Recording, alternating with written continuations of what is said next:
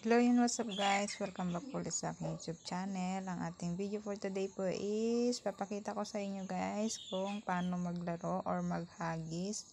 Ayan guys, para magka-coins tayo at habang maghagis tayo guys, pwede rin tayo ditong tumaas yung level natin para kunwari maano natin yung level 1 mo, kunwari magiging level 2 ka, ganun. Ayan.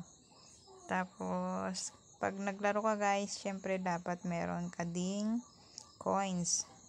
Tapos, pag naglaro ka guys, pwedeng ikaw lang yung maglaro, pwede ring meron kang kasama or kalaro. Ayan guys, para mas maganda dito guys, may kalaro ka para ayan, may maghahagis din sa'yo, hindi lang yung ikaw yung naghahagis. Ayan.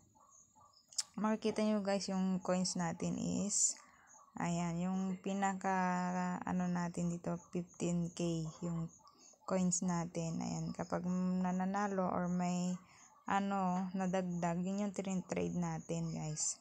Yung trade naman, yun yung napupunta sa ulo na ayan guys, kunwari yung sa ulo nila, kunwari yung 1k ang katumbas nun or balik sa points mo 700 na points. Iba ang coins, yun yung coins na hinahagis mo, tapos nasa ulo mo na yung katulad nito, points na yan. Ayan, yun yung pinagkaibila ng coins at saka points.